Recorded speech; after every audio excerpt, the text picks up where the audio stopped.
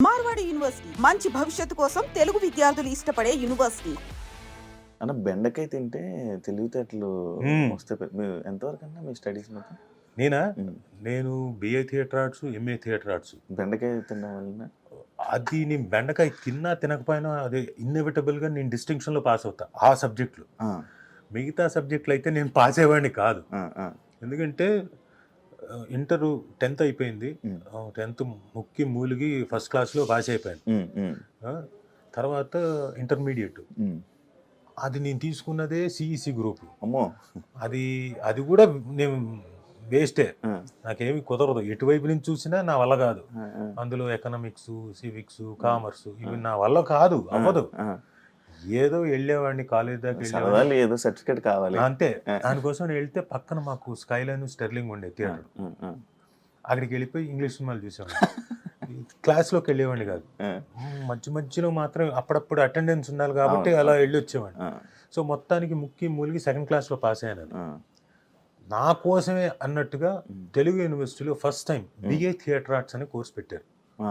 అంటే మామూలు ఎలాగైతే బిఏ ఉంటుందో అలాగే BA theatre theatre arts, arts. థియేటర్కి సంబంధించి అంటే యాక్టింగ్, థియేటర్, Acting, అదే. దీనికి మన సంబంధించి ఇండస్ట్రీకి సంబంధించి. దాంట్లో డిస్టింక్షన్ మ్మ్. నాకు తెలిసిన సబ్జెక్ట్ కదా. నేను అవును. చిన్నప్పటి నుంచి అందులో కోరుకునేది. కోరుకున్నది పుట్టి పెరిగింది. నేను పెరిగింది. నేను అవును. అలవోకగా ఆడుకుంటూ తిరిగింది. అవును, అవును, సో కాబట్టి అందులో ఎస్ అవును. డిస్టింక్షన్లో పైగా నాకు స్కాలర్షిప్. మ్మ్, ఆ 3 ఏళ్ళు బిఏ అయిపోయింది. మ్మ్, మ్మ్, ఆ తర్వాత మళ్ళీ ఎంఏ థియేటర్ ఆర్ట్స్ జాయిన్ అయ్యాను. మ్మ్, అది కూడా నాకు డిస్టింక్షను. మ్మ్. తర్వాత అయితే జాయిన్ అయ్యేటప్పుడు ఆ తర్వాత మళ్ళీ నేను ఫస్ట్ క్లాస్లోనే పాస్ అయ్యాను. మ్మ్, మ్మ్. డిస్టింక్షన్లో మంచి పర్సంటేజ్ వచ్చింది. నాకన్నా మ్మ్. ఒక ఇద్దరు ఉన్నారు, సతీష్ను రామ్మోహన్ హొలిగొండి అని. వాళ్ళిద్దరూ నాకన్నా మంచి థియరీలో అవన్నీ బాగా రాసేవాళ్ళు. మ్మ్. వాళ్ళకి ఎక్కువ మార్కులు వచ్చాయి. ఆ. సో ఈ రెండిట్లో నా సబ్జెక్ట్ మీ సబ్జెక్ట్. బెండకాయ నేను నమ్ముతారా అన్న అది తెలివి? చిన్నప్పుడు అనేవాళ్ళు మీ బెండకాయ అంటే మీ పిల్లలకి పెట్టారా? ఓ బోల్డంత. మా అమ్మాయి అయితే బెండకాయ లేకపోతే తిందు. అది ఒక పెద్ద ఏంటంటే నేను ప్రతిరోజు రోజు విడిచి రోజు అయినా కానీ దొండకాయ బెండకాయ, దొండకాయ బెండకాయ, బెండకాయ ఫ్రై, దొండకాయ ఫ్రై, దొండకాయ ఫ్రై, బెండకాయ ఫ్రై. నేను రోజు అరే ఇంకేం కూరలు ఇదేంటిది? లేవా? మిగతా ఏం లేవా? ఉన్నాయి కదా, నేను అది మార్చు ఇది మార్చను లేదు. మ్మ్.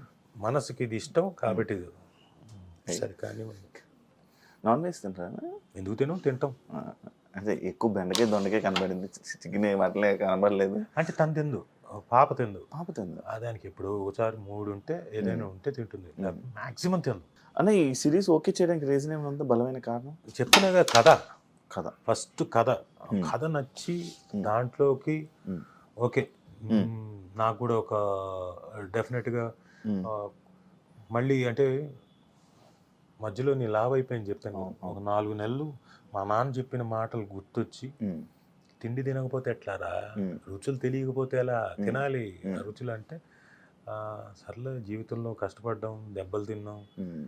చాలా చేసాం, ఇంకా తిన్నాం అని చెప్పేసి నాకు ఇష్టమైనవన్నీ మ్మ్. పప్పుల దగ్గర నుంచి, కూరల దగ్గర నుంచి, నాన్ వెజ్ క్రీమాల దగ్గర నుంచి, రసాల దగ్గర నుంచి, చారుల దగ్గర నుంచి నా ఇష్టం ఏవైతే ఉన్నాయో అన్నీ చేయించుకునేవాడిని. మ్మ్. 1, 2, 3 వాయిలు పీకేవాడిని. ఆ తర్వాత అది అంత ఫుల్గా తినేవాడిని. మంచి ఫుడ్ అన్న. నేను బాగా ఫుడ్డి. మ్మ్. అంటే అది కూడా తర్వాత అంటే మా నాన్న పోయిన దగ్గర నుంచి బాగా పెరిగింది. ఎందుకంటే ఆయన విపరీతమైన ఇష్టం. ఆయన పోకముందు కూడా 4 రోజుల ముందు కూడా మ్మ్. నాకు కీమా కావాలి, బాగా బాగా వేయించి ఉండాలి, సరే. నాకు మిరియాల రసం కావాలి, ఓకే. నాకు ఐస్ క్రీమ్ కావాలి, అది ఇవ్వను, మ్మ్. అది ఇవ్వనని నేను. Okay. నాకు కావాలి, నాకు కావాల్సిన నువ్వు ఇవ్వనంటావేంటని. నాన్న తినకూడదు, షుగర్ ఉంది నీకు, ఏం పర్లేదు, నాకు కొంచెమే తింటాను. సరే అని వీళ్ళకి పని వాళ్ళకి చెప్పి కొంచెం ఇవ్వండి అని చెప్పి మ్మ్. ఆయన ఫుడ్. ఆయన పోయిన తర్వాత ఏమనిపించిందంటే అప్పుడు చెప్పేవాడు, ఒరే అంతా కష్టపడి చేసేది చివరాఖరికి వచ్చి రుచికరమైన ఫుడ్ తినడానికి కోసం. అది ఎంజాయ్ చేయడానికి నీ లైఫ్ నువ్వు పరిగెడుతున్నావు. ఆల్రెడీ పొద్దుటి నుంచి సాయంత్రం వరకు నువ్వు పరిగెడతావు. రాత్రి వరకు నీ ప్రొఫెషన్లో పొద్దున వెళ్తే రాత్రి అవుతుందో మరుసటి రోజు అవుతుందో తెలియదు. పరిగెడుతున్నావు, కష్టపడుతున్నావు, వెరీ గుడ్. చెయ్యి, కష్టపడాలి. మనిషి అన్న ప్రతి వాడు కష్టపడాల్సిందే. ఎవడి ప్రొఫెషన్లో వాడు కష్టపడాల్సిందే. ఈ రోజు కష్టపడ్డాం కదా అని చెప్పేసి రేపు కష్టపడకుండా ఉండలేము. పొద్దున మళ్ళీ తెల్లారిందా మళ్ళీ కష్టపడమే, వెళ్ళాలి, మళ్ళీ వెళ్ళి నీ పని నువ్వు చూసుకోవాలి. అయితే ఈ మధ్యలో మాత్రం నువ్వు తింటావు చూడు, ఆ. అది కొంచెం ఎంజాయ్ చేసి తినడం నేర్చుకోరా. ఆ. అవి మన రుచులురా. దాన్ని మనం ఎంజాయ్ చేయకపోతే ఇంకెందుకురా, చిన్న చిన్నవేరా మనం ఎంజాయ్ చేసేది. ఫుడ్ ఇలాంటివే ఓ పెద్ద పెద్దవి కాదు. సో ముందు ఆ చిన్న చిన్న ఎంజాయ్మెంట్స్ తెలుసుకో. ఫుడ్ చాలా ఇది షడ్ రుచులు. నువ్వు ఎంజాయ్మెంట్ అది రుచులు తెలిస్తే కదా నువ్వు యాక్టింగ్ కూడా బాగా చేయగలుగుతావు, నవరసాలను కూడా బాగా పలికించగలుగుతావు. అంటే అవును కరెక్టే కదా అని ఇంతకాలం పరిగెత్తాను, కడుపు మార్చుకున్నాను, ఏవో తినాల్సింది కూడా గబగబా మింగి వెళ్ళిపోయాను.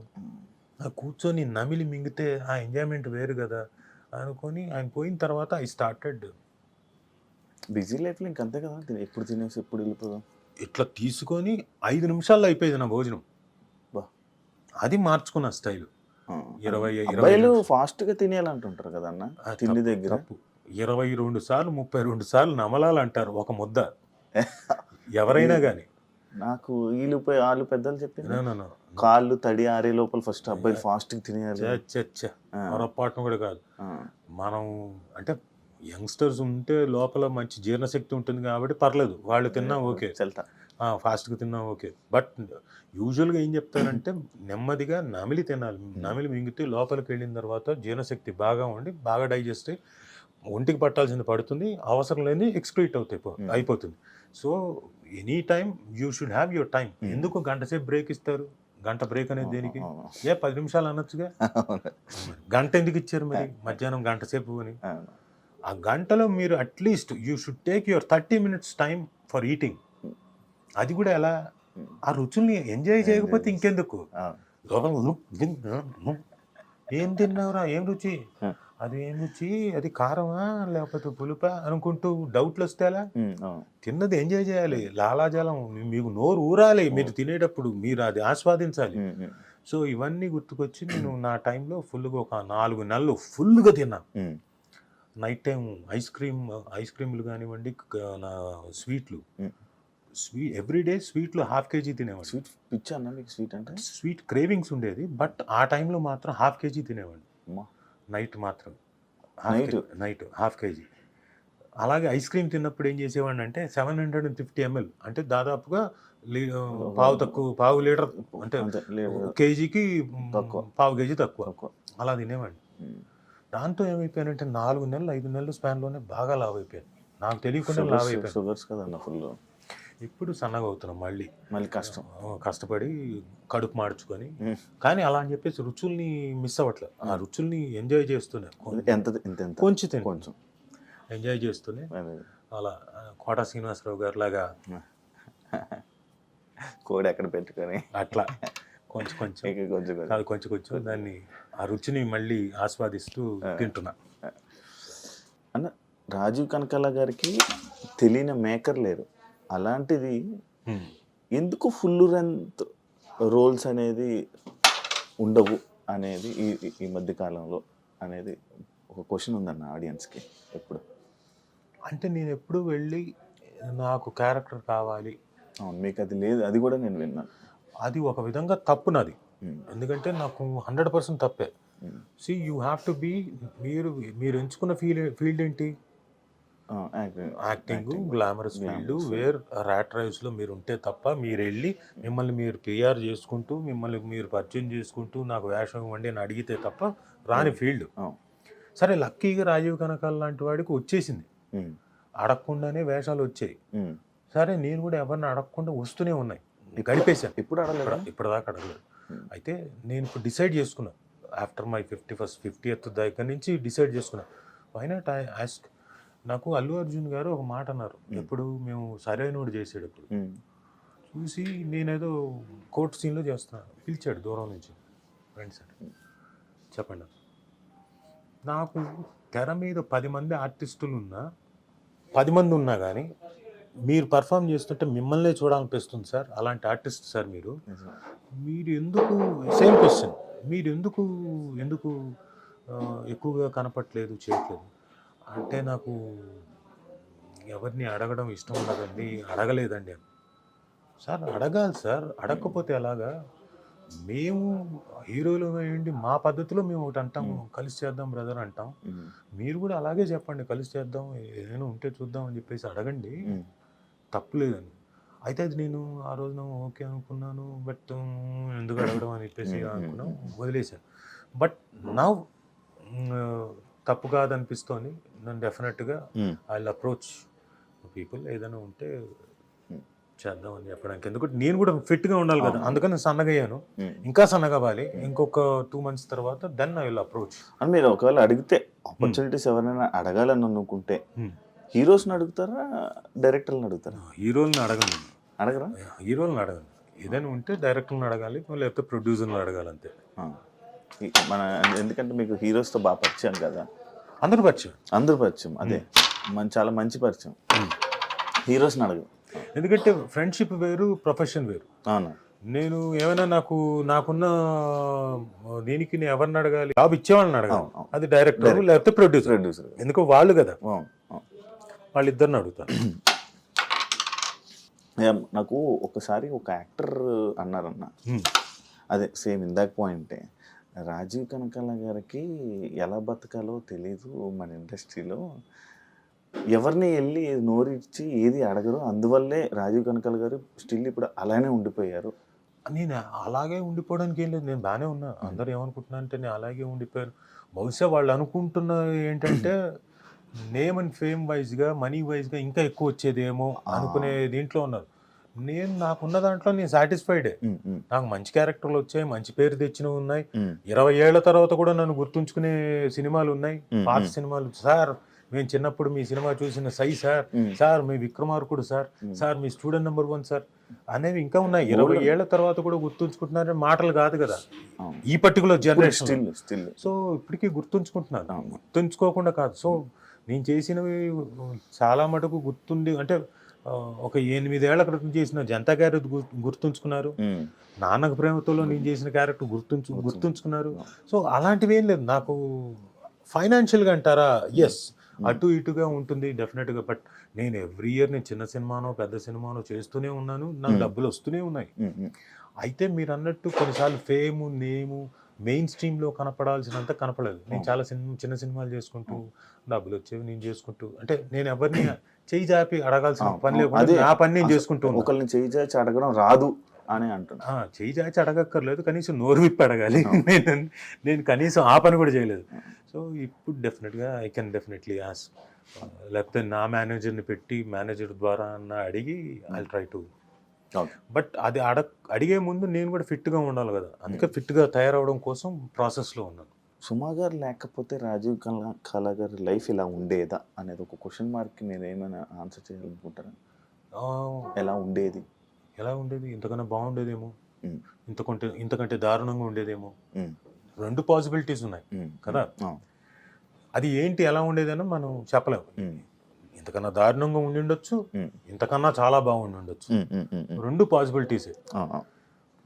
ఒకటి మీరు అర్థం చేసుకోవాల్సింది ఏంటంటే, సుమా కనకాల గారు నా లైఫ్లోకి రాకముందు నుంచి రాజీవ్ కనకాల అన్నవాడు యాక్ట్ చేస్తున్నాడు. రాజీవ్ కనకాల అన్నవాడు ఎప్పటి నుంచి యాక్ట్ చేస్తున్నాడు? వాడు చిన్నప్పటి నుంచి యాక్ట్ చేస్తున్నాడు. ఎప్పుడు వాడికి 6 ఏళ్ల వయసు నుంచి యాక్ట్ చేస్తున్నాడు. టెలివిజన్ అన్నది పుట్టిన దగ్గర నుంచి ఆల్మోస్ట్ ఆల్ 1981 అన్న తర్వాత 81లో మా అమ్మతో పాటు మా అమ్మ యాక్ట్ చేయడానికి వస్తే దూరదర్శన్లో, సోమాజిగూడలో దూరదర్శన్ ఉండేది.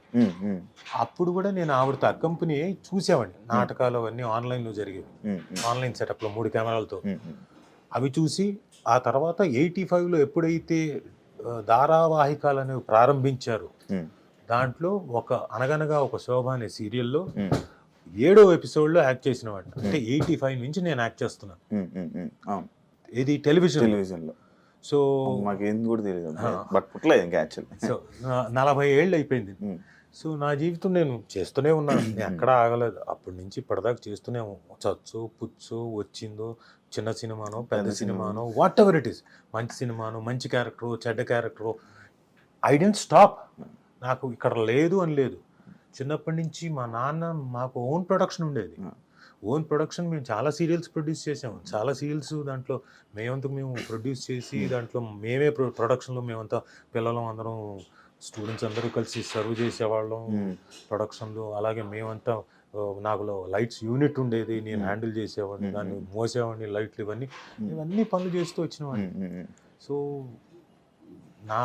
నా స్పాన్ వేరే స్పాన్. యాక్చువల్గా నా జోన్ వేరు. నా తాలూకు నేచర్ కానివ్వండి, నా ప్రదేశం కానివ్వండి అంతా వేరు. నాదంతా ఎంతసేపు ఇన్స్టిట్యూటు, మాకు యాక్టింగ్ ఇదే గోల నాకు. మాకు స్కూల్ అయిపోయి వస్తే నేను యాక్టింగ్ క్లాసుల్లోనే ఉండేవాడిని. ఏదైనా ప్రొడక్షన్ జరిగితే అది మానేసి ఈ పనుల్లోనే ఉండేవాడిని. So that is totally different. మీకు సుమారు గొడవలు అవుతాయి? ఎందుకో చాలా బ్రహ్మాండంగా జరుగుతాయి. అవ్వకపోతే ఇంట్రెస్టింగ్గా ఉండదు. ఎప్పుడైనా భేదాభిప్రాయాలు వస్తూనే ఉంటాయి. అది ఇది చిన్న చిన్న సందర్భాలే, చిన్న సందర్భాలు అన్నీ పెద్దవి కాదు, పెద్ద మ్యాటర్లు కాదు. కొన్నిసార్లు కొన్ని ఎలిమెంట్స్లో కొంచెం అంటే అది పెద్దది అవుతుంది తప్ప పెద్ద పెద్ద మ్యాటర్లు కాదు. పెద్ద మ్యాటర్లే అసలు మా మధ్యన అంతగా అసలు పట్టించుకోం. చిన్న చిన్నవే అవి సడన్గా. జీవితం డబ్బు ఉంటే చాలా హ్యాపీగా గడిపేయచ్చు అని అంటుంటారు కదా, లైఫ్ అని గొడవలు ఏం అవసరం లేదు. తప్పదే. ఏది డబ్బు ఉంటే చాలా హ్యాపీగా ఉంటుంది లైఫ్. డబ్బు పెరిగే కొద్దీ గొడవలు ఎక్కువ అవుతాయి, అది చూస్తుండే. అదేంటన్నా? అవును, డబ్బు మీకు వచ్చే కొద్దీ బాగా పెరుగుతుంటుంది. ఎందుకంటే మనం కొన్నిసార్లు దుబారా ఖర్చు పెడతాం, లేకపోతే ఇది ఖర్చు పెట్టకూడని చోట ఖర్చు పెట్టేస్తాం, లేకపోతే డబ్బులు ఎక్కువ వచ్చేసాయి కాబట్టి వ్యసనాలకు వెళ్ళిపోతాం, లేదా మనకి ఎక్కువ అయిపోయింది కాబట్టి మనకు ఇంట్లో వాళ్ళకి చెప్పకుండా ఎవరికో ఒకళ్ళకి మనకు నచ్చిన వాళ్ళకి దానాలు చేసేస్తాం. ఇవన్నీ చాలా డిస్టర్బెన్స్లు తీసుకొస్తాయి. డబ్బులు ఎక్కువ అయ్యాక అంతేగా. లేనప్పుడు మీరు ఇవేమీ చేయలేరు. ఉన్న దాంట్లో గంజో లేకపోతే చిన్న ఒక కూరతో రైస్ తిన్నాము, ఇవేగా పెట్టుకుంటారు. పెరిగే కొద్ది ప్రాబ్లమ్స్ వస్తాయి. అది నిజమే యాక్చువల్లీ. అందుకే మిడిల్ క్లాస్ లైఫ్ చాలా బెటర్ లైఫ్. అందుకే మీరు హోమ్ టౌన్ చూడండి, చాలా బాగా ఎంజాయ్ చేస్తారు మిడిల్ క్లాస్ ఫ్యామిలీ. ఆ చిన్న చిన్న ఆనందాలు, ఫుడ్ కోసం ఫాదర్ మదర్ కష్టపడేది చిన్నది, ఎక్కువ కాదు. ఫుడ్ దగ్గర ఆ పిల్లల్ని చదివించి ఇంకో చోటికి ఎక్కడికో పంపించాలనే ఆనందం, వాళ్ళకేదో ఎల్ఐసి కట్టడంలో చిన్నది, అది ఎక్కువ అమౌంట్ కూడా కాదు, ఎక్కువ మొత్తం డబ్బులు మొత్తం ఇవే చిన్న చిన్న ఆనందాలు. ఇవన్నీ ఎంత బాగుంటాయి. ఒకసారి హోమ్ టౌన్ చూస్తే అర్థమవుతుంది. అని మీ లైఫ్లో అయిందన్నా ఎప్పుడైనా ఇలా మంత్లీ అయితే ఇన్ని ఖర్చులు ఉంటాయని ఇలా డివైడ్ చేసి అమ్మో పర్టికులర్ అలా ఎప్పుడైనా సిచ్యువేషన్ ఉందా? 100%. సుమ రాగానే నేను సుమను పెళ్లి చేసుకొని వచ్చిన తర్వాత ఫస్ట్ ఇమీడియట్గా అంతకుముందే మొదలు పెట్టాను నేను. ఎందుకంటే ఎవ్రీవన్స్ లైఫ్ జీరోతో మొదలవచ్చు. ఏది నేను నయా పైసా లేకుండా హైదరాబాద్ వచ్చాను, లేకుండా నేను మొదలు పెట్టాను. ఇక్కడ ఇవన్నీ ఉంటాయి, ఎవరి కష్టాలు వాళ్ళ 100% వాళ్ళ కష్టాలు. అయితే జీరోతో కాకుండా నేను మైనస్ నుంచి మొదలెట్టాను. మా ఫాదరు ఒకనొక ల్యాండ్ కోసం అని చెప్పేసి డబ్బులు ఇంట్రెస్ట్ కోసం తీసుకొచ్చుకొని, బంజారా హిల్స్లో ల్యాండ్ కోసం అని ఇంట్రెస్ట్ కోసం తీసుకొచ్చుకొని 5 రూపాయలు 7 రూపాయలు 10 రూపాయలు వడ్డీలతో 3 రేంజెస్లో అప్పట్లో 88లో తీసుకొని వచ్చి, ఒకటేమో ఏంటి మన ఈనాడు వాళ్ళది మార్గదర్శి చిట్టు ఒకటి కట్టి, దానికి ఇవన్నీ కట్టి దాదాపుగా 50 లక్షలు 60 లక్షలు ఆ రోజుల్లో తీసుకొని వచ్చిన తర్వాత ఆ ల్యాండ్ లేదని తెలిసింది 3 సంవత్సరాల తర్వాత. ఈలోపు ఈ 3 సంవత్సరాలు వడ్డీలు కడుతూనే ఉన్నాం. అసలు సంగతి దేవుడు ఎరుగు, ఓన్లీ వడ్డీలే ప్రతి నెల వచ్చినట్టు కట్టడం. సగం కట్టి ఉంటారు కానీ ఎక్కువ వడ్డీ ఇంట్రెస్ట్. అయితే ఇదంతా ఎప్పుడు తెలిసిందంటే 1992 93 ఆ ప్రాంతంలో ఇక లేదు, ఆ ల్యాండ్ బోగస్ ల్యాండ్. మనకెవరైతే పట్టవారి ఉన్నాడో మోసం చేశాడు, అది లేనే లేదు, అదంతా బోగస్ అనేసరికి మొత్తం పోయింది. అయ్యో, డబ్బు పోయింది. ఇంకా మనం వడ్డీలు కట్టాలి, అసలు కట్టాలి, వడ్డీలు కట్టాలి. ఆ టైంలో ఏంటంటే మా అమ్మ ఒకరోజు ఇంట్లో ఫ్యామిలీ మెంబర్స్ మధ్యన గొడవ జరిగింది. నేను ఎక్కడో ఉన్న ఫోన్ చేసింది, రే జరుగుతాం గొడవ అంటే నేను ఇంటికి వచ్చాను, ఫాదర్ మీదకి ఎవరో మీదకి రాకపోతే చంపేస్తాను ఒక్కొక్కరిని మాట్లాడేమో అయిపోయింది.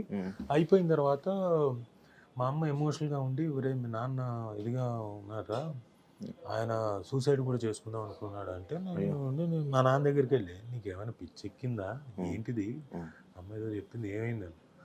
ఏం లేదురా, భలే వాడివే సంపాదిస్తాం, నేను ఉన్నాను కదా, పదా ఏముంది ఇక్కడి నుంచి మొదలు పెడతాం, వస్తుంది గోల్డ్ వస్తుంది, నేను సంపాదిస్తానని చెప్పేసి అప్పుడు వేసుకున్న లెక్కలు ఏమేమి ఉన్నాయి చెప్పని మొత్తం వేసుకొని, ఫలానా వడ్డీలు ఎంత కట్టాలి నెలకి, ఇప్పుడు ఇంటి రెంట్ ఎంత కట్టాలి, ఇంట్లో ఎంత ఇది చేయాలి, ఇన్స్టిట్యూట్ నుంచి ఎంత వస్తుంది, ఇవన్నీ లెక్కలు వేసుకొని మొదలు.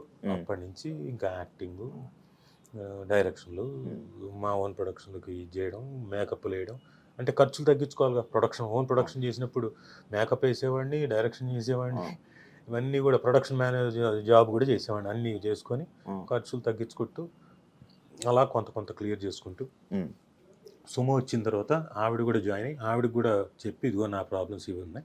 అప్పటికి ఆల్మోస్ట్ అది సగం అయిపోయింది. ఈవిడ వచ్చింది ఈజీగా ఉన్నాయంటే ఆవిడ కూడా జాయిన్ అయ్యి మిగతా ఆవిడ నేను కలిసాం కాబట్టి ఆ మిగతా సగంలో కూడా పాల్పంచుకొని క్లియర్ చేసుకుంటూ వచ్చి మెల్లగా జీరో నుంచి కొంచెం ప్లస్లోకి వచ్చి లైఫ్ అలా హ్యాపీగా ముందుకు సాగిస్తుంది.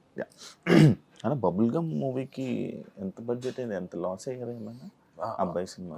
లాసే అంటే ఎంత అయింది ఏంటన్నది నాకు క్లియర్గా తెలియదు, బట్ ఫైనాన్షియల్గా డెఫినెట్గా లాస్ అయ్యారు, 100% లాస్. అంటే కొంత మన ఓటీటీ ద్వారా వచ్చింది, కొంత శాటిలైట్ ద్వారా వచ్చింది తప్ప, మ్యూజిక్ మీద వచ్చిన అమౌంట్ తప్ప దాదాపు చాలా పోయింది. మీదే మొత్తం ప్రొడ్యూసింగ్ మీదే కదా. రోషన్ కెరీర్ విషయంలో ఎలాంటి జాగ్రత్తలు తీసుకుంటున్నారు అన్న? చెప్పాం కదా, మేము ఫస్ట్ సినిమానే ప్రొడ్యూస్ చేసాము. అవును. సో బ్యానర్ వేరే, అంటే మా అత్తగారి పేరు మీద పెట్టిన వి టుక్ ఎవ్రీ కేర్. లక్కీగా ఆ cinema though it failed subject వైజ్గా ఏవో కొన్ని చిన్న లోటుపాట్లు ఉన్నా రోషన్కి చాలా మంచి పేరు వచ్చింది. పర్ఫార్మ్ బాగా చేశాడు. ఫస్ట్ సినిమా పాటల విషయంలో కూడా మన మంచిగా స్టేజ్ మీద మాట్లాడేది. ఫస్ట్ సినిమా లాగా చేయలేదు, బాగా పర్ఫామ్ చేశాడు, ఈ పేరు సంపాదించుకున్నాడు. ఆ సినిమా తర్వాత రోషన్కి దాదాపుగా 70 నుంచి 80 కథలు విన్నాడు. 1 ఇయర్ అన్ని స్టోరీస్ విన్నాడు. వచ్చాయి. నాకు వినడం సంగతి దేవుడు ఎరుగు, వచ్చాయి అంటున్నాం. అదే అంటే వాళ్ళు ఓకే కుర్రాడు కొంచెం ప్రాస్పెక్టివ్ అనుకుంటేనే కదా వస్తారు ఎవరైనా చెప్పడానికి. అలా వచ్చి పాపం కథలు చెప్పారు. సో ఈ సందర్భంగా వచ్చి కథలు చెప్పిన ప్రతి ఒక్క డైరెక్టర్కి, రైటర్కి చాలా చాలా థ్యాంక్స్. అంటే వాళ్ళకి అనిపించి వచ్చి రోషన్కి కథలు చెప్పి డెఫినెట్గా మీ అందరి కథలు మెటీరియలైజ్ అవ్వాలని మనస్ఫూర్తి కోరుకుంటున్నా, ఐ డ్రీమ్ సాక్షిగా. నాకు అది ఆనందం అనిపించింది. So Roshan was successful. తర్వాత ఇప్పుడు వాడు హీస్ బీన్ సెలెక్టివ్ కొన్ని, ఎందుకంటే అంతకుముందు జరిగినట్టు జరగకూడదన్న ఉద్దేశంతో హీస్ సెలెక్టివ్. ఇంకా మిగతాది ఇంకా తను కూడా తన బాడీని, మిగతా హార్స్ రైడింగ్లు ఇవన్నీ కూడా కాన్స్టెంట్గా నేర్చుకుంటున్నాడు. మనోడికి ఇష్టమా అన్న సినిమాలు? విపరీతం, నేనేం ఫోర్స్ చేయలేదు. నాకన్నా విపరీతం వాడికే ఇష్టం సినిమా. వాడు లీస్టాస్బర్గ్కి వెళ్ళి నేర్చుకున్నాడు యాక్టింగ్, అమెరికా వెళ్ళక ముందు వాళ్ళ తాత దగ్గర నేర్చుకున్నాడు. ఒక 2 months, 1.5 months, 2 months, అది కరెక్ట్ గుర్తులేదు. సో అదొకటి. తర్వాత ఇక్కడికి వచ్చి పాండిచేరిలో ఆదిశక్తి దగ్గర వెళ్ళి ఒక 40 రోజులు ఏదో నేర్చుకున్నాడు. డిఫరెన్స్ ఏంటన్నా నేర్చుకునే యాక్టింగ్కి నేర్చుకోలేని యాక్టింగ్? ఏం లేదు, ఇప్పుడు మీరు నేర్చుకొని వచ్చారనుకోండి, జాబ్ వెంటనే వస్తుంది కదా, సర్టిఫికేట్ ఉంటుంది, జాబ్ వెంటనే వస్తుంది. లేదంటే కూడా మీకు జాబ్ వస్తుంది, కాకపోతే ఆ జాబ్లోకి మీరు రావాలంటే ఎంతకాలం పడుతుంది? సెట్ అవ్వడం ఒక 5 ఏళ్ళు 10 ఏళ్ళు పడుతుంది. ఏది జాబ్ నేర్చుకుంటారు, వస్తుంది, 10 ఏళ్ళు పడుతుంది. కాకపోతే ఇప్పుడు సర్టిఫికేట్ ఉంది కాబట్టి ఇదిగో ఈ జాబ్లోకి మేనేజర్గా వెంటనే పోస్టింగ్ వస్తుంది. అంతే తేడా. కాకపోతే ఇందులో నేర్చుకున్నప్పుడు ఏంటంటే మెళుకువలన్నీ మీరు ఇక్కడికి వచ్చి సెట్ ముందు, కెమెరా ముందు నేర్చుకోరు. ఆ ఇన్స్టిట్యూషన్లో అక్కడ నేర్చేసుకుంటారు ముందు, అన్ని రెడీగా ఉంటారు. ఇప్పుడు యుద్ధానికి వచ్చేటప్పుడు ఏం చేయాలి? ఎవడైనా మొత్తం రెడీ చేసుకొని యుద్ధం తాలూకు ఏదైనా మొత్తం అన్ని రెడీ, మనం అంతా ఫిజికల్గా ఫిట్గా ఉండి యుద్ధం తాలూకు బోజ్ ఏంటి, ఆరోజ్ ఏంటి, మనకున్న అస్త్రాలు ఏంటి, ఇవన్నీ తెలుసుకొని వస్తే యుద్ధం చేయగలుగుతాడు. లేకపోతే ఏం చేస్తాడు? ఆ అస్త్రాలన్నీ అందించాలి పక్క నుండి. సో ఎవరైనా వచ్చేటప్పుడు నేర్చుకొని వచ్చినప్పుడు చాలా ఈజీ అవుతుంది. అక్కడికి వచ్చి కెమెరా ముందు డైరెక్టర్ తిట్టి, లేకపోతే డైరెక్టర్ కింద మీద పడి నేర్పించి ఇలాంటివి కాకుండా ఈజీగా మీరు ఫాస్ట్ గ్రోత్ ఉంటుంది. జూనియర్ ఎన్టీఆర్ గారికి మీకు మంచి పరిచయం ఇది ఉందన్న. ఆయన అభిమానులు కలిసి కూడా, అభిమానులతో ఇంటరాక్షన్ అయ్యి కూడా చాలా ఇయర్స్ అవుతుంది. ఎవరు? జూనియర్ ఎన్టీఆర్ గారు. ఆయన ఇంటరాక్ట్ అభిమానులు, ఆయన గురించి ఏమైనా కొన్ని మాటలు మీరు చెప్తారా? కానీ నేను ప్రత్యేకంగా నేను కాంప్లిమెంట్ చేయాల్సిన అవసరం లేదు. ఫ్రెండ్స్ కదా. ఫ్రెండ్స్గా ఒకటి చెప్తా, is a great actor, proven that. చిన్నప్పుడే ప్రూవ్ చేసుకున్నాడు, అతి చిన్న వయసులోనే. గ్రేట్ డాన్సర్, అద్భుతంగా డాన్స్ చేస్తాడు. ఆ కూచిపూడి అన్నది చాలా హెల్ప్ తనకి. ఏమేం ప్రాక్టీస్ చేయడు, ఏం చేయడు, అలా వచ్చి గబగబా చూసి అనుకుని గబగబా చేసేసి టేక్ అంటాడు, చేసేసి వెళ్ళిపోతాడు. సో ఫైట్లు కూడా ఇప్పుడు ఇవి చేయగలిగిన అవి తెలుసు కాబట్టి చేస్తాడు డ్యాన్స్.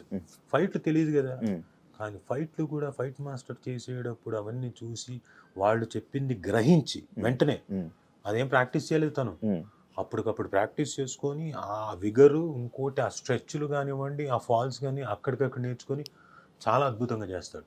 తీసుకునే శక్తి ఎక్కువ, బాగా గ్రహించే శక్తి ఎక్కువ. మీరు ఎలాంటి వాడు అంటే, ఇప్పుడు దుర్యోధనుడు కనుక మనకు ఎదురుగా ఉన్నాడు అనుకోండి, మిమ్మల్ని కౌగిలించుకుంటే మొత్తం లాక్కుంటాడంట కదా మీలోంచి శక్తి. అలా మీరు గనక ఉన్నారంటే మీలోంచి మొత్తం శక్తి లాక్కుంటాడు. మీలో ఉన్న విద్య అంతా అని లాగుతాడు. మమ్మీలో అన్నాళ్ళు వసులు లాగా అని పిలుస్తాడు. సో చాలా ఏకసంతాగ్రహి, ప్లస్ చూస్తాడు ఎవరు ఏం చేస్తున్నారు ఏంటి, అబ్జర్వేషన్ ఎక్కువ. అండ్ ఆ అబ్జర్వేషన్ ఉంది కాబట్టే వెంటనే ప్రతిదీ ఈజీగా గ్రహించగలుగుతాడు. మీ ఇద్దరికి ఏమైనా గ్యాప్ వచ్చిందని? గ్యాప్ ఏం లేదు, మా ఇద్దరు గ్యాప్ ఏంటి, గ్యాప్ అనుకుంటారు జనం. అనుకుంటున్నారు అంటే పెళ్ళైన తర్వాత కూడా నేను పక్కనే ఉండాలి, నైట్ 12 గంటల వరకు ఉండాలంటే సాధ్యమా? ఒకప్పుడు మేమంటే తనకు పెళ్లి కాలేదు కాబట్టి ఫ్రెండ్స్ అందరం కూడా దాదాపుగా పని లేనప్పుడు, తనకు షూటింగ్ లేనప్పుడు వాళ్ళ ఇంటి దగ్గర అందరం కూర్చొని సరదాగా బిర్యానీలు తను వండింది తిని మాట్లాడుకోవడం, జోకులు వేసుకోవడం, పాటలు పాడుకోవడం. తన పాటలు అద్భుతంగా పాడతాడు, అలా అలవోక పాడతాడు. ఏ పాట అయినా సరే మొత్తం లిరిక్స్ గుర్తుంటాయి.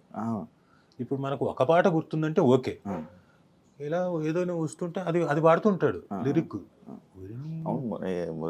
ట్రిబుల్ ఆర్ సినిమా టైంలో మన కీరవాణి గారు కూడా చెప్పడం జరిగింది. ఆ జుమ్ముకు అది ఉంటుంది కదా, ఒక పాయింట్ మీద చెప్పి ఆ లైన్ గురించి చెప్తాను, నాకు ఈ పాయింట్ ఇలా నచ్చదని కూడా అంత పాయింట్ టు పాయింట్ చెప్తూ ఉంటారు సాంగ్స్ మీద.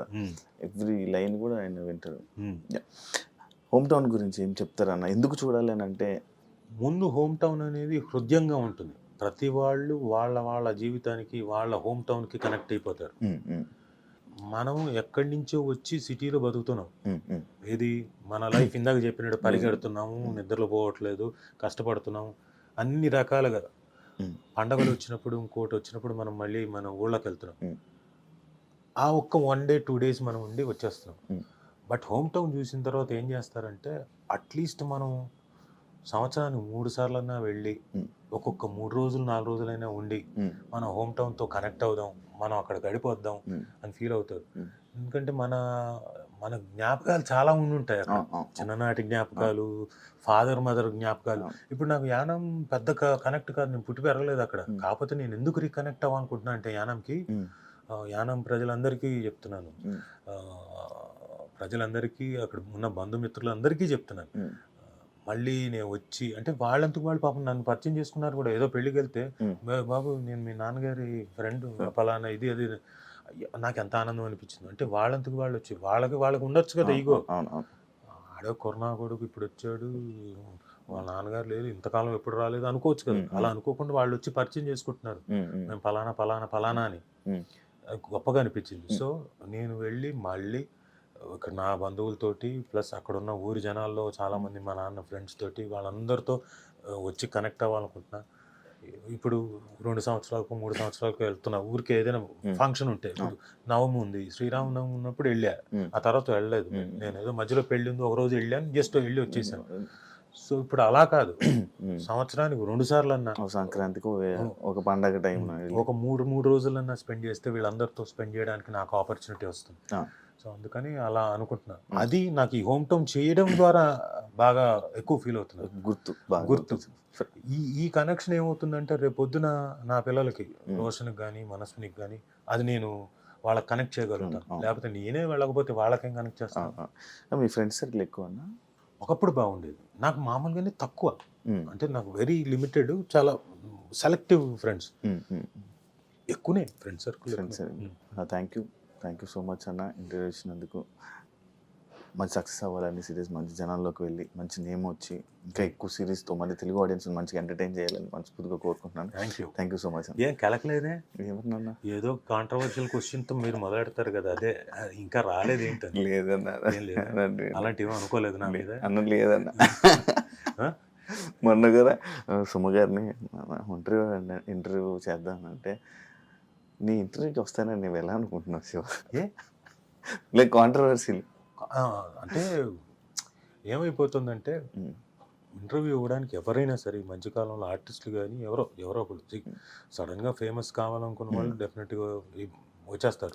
కాంట్రవర్షియల్ ఉన్నా ఏదైనా కష్టపడి పేరు సంపాదించుకున్న వాళ్ళకి కాంట్రవర్సీలోకి దిగిపోయారంటే పేరు పోద్దు అంతే కదా. ఎక్కడికి ఏ క్వశ్చన్ వస్తుందో ఏమవుతుందో, ఇంత కష్టపడింది రేపు పొద్దున్న ఎవరి మీద రిఫ్లెక్ట్ అవుతుందో. నేను ఒక్కనే కాదు, నా ఫ్యామిలీ కూడా ఉంది, నా ఇట్లా ఇన్ని రకాలుగా ఉన్నాయి కాబట్టి ఇబ్బందులు పడతారు అంతే. అందరూ అనుకుంటారు కదా అలా కాదని.